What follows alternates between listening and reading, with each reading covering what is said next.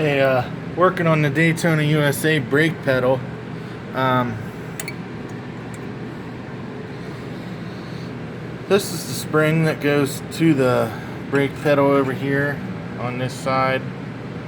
I have other footage, but I just haven't uploaded it yet. So I kind of want to stitch it all together, but yeah, this brake pedal here, the shoulder bolt was busted in it, and probably gonna have to go to Fastenal and see if they can get me this gas and the brake take the same shoulder bolt, so I need to see if I can get them to, measure this one out and get me one. Hopefully I can find something equivalent. So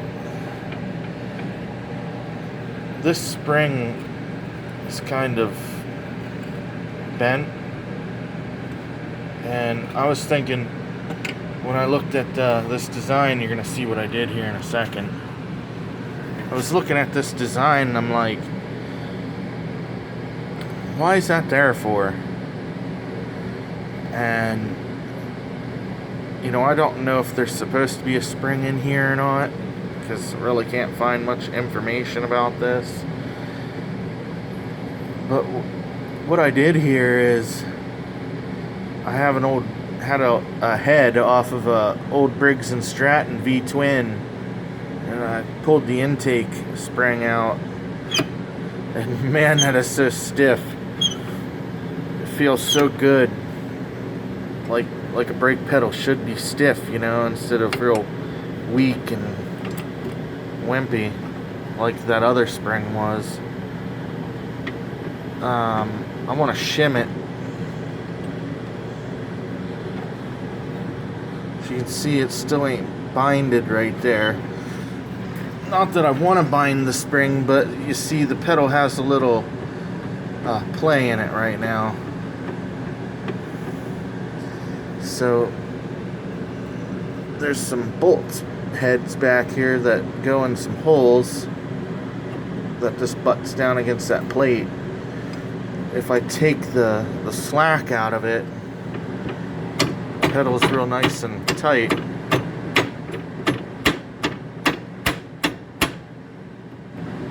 See, it's constantly against the spring. So I'm gonna have, whenever I go to Fastenal to get a shoulder bolt, I think I'm gonna pick up a couple washers. Maybe I can take these washers, since they're pretty thick, and take them to see if I can get one of my friends to cut a pocket in these washers. Cut a pocket in there so it keeps the spring centered on the rod, so it ain't like scraping into it and stuff. I would like to, I'm gonna try the exhaust spring, because technically it should be, I believe it's a little bit heavier, and I think that would give this pedal a real nice feel. But that stiff, it feels, I don't know, why not do it if I can, So if anybody watches this and knows anything about Daytona USA, is there supposed to be a spring in here along with the one that goes here? I mean, I may put that spring back in as well, just to give it a little bit more tension. I'm a big guy.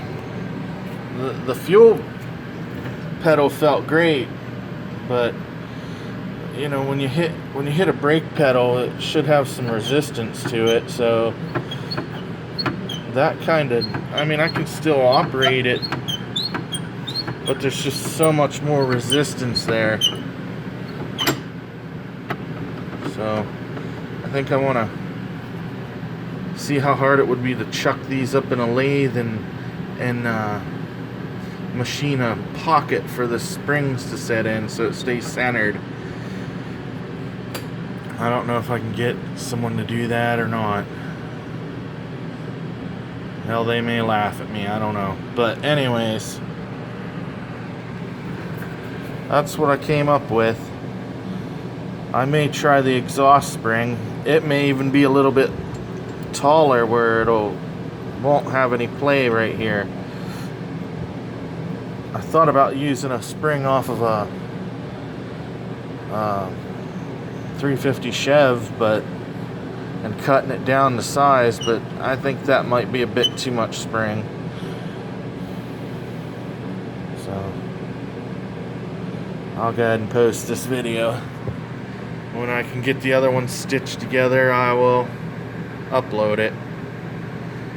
So, small Daytona update. I do have it. I put a new bottom in and replaced the side. Well, the bottom part of the side, you can see right there where the T-molding groove isn't anymore.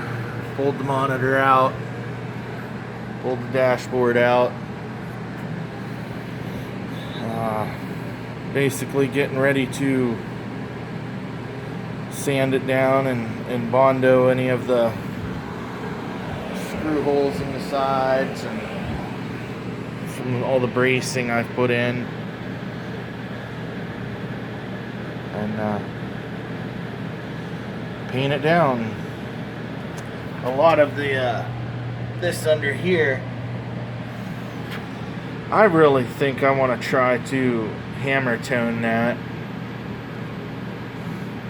It didn't turn out too bad on my Operation Wolf, and that was the first one that I've actually went to restore, so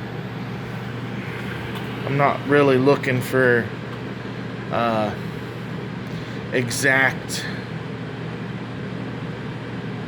what would you call it, exact stock or whatever. I want it to, it's my cabinet, you know what I mean? And if something looks good, why not? And you see I got all this vinyl peeling here. I can't really paint over this and it looked decent, so I may hammer tone the back as well.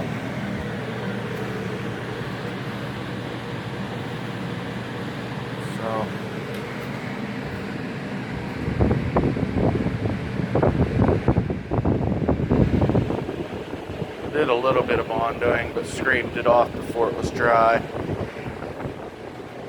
So, yeah. I mean, you'll see it in the other videos when I upload. This shit, this one was rotted, but the other one, it just collapsed into sawdust chunks. I don't think it was, just the structural integrity of it was gone. You could have farted on it and blew it apart. It was so bad.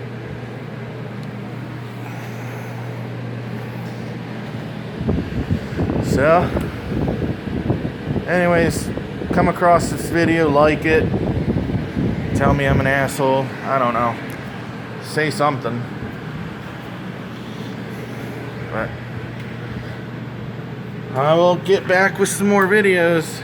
Let me know what you think about that Briggs and Straton valve spring.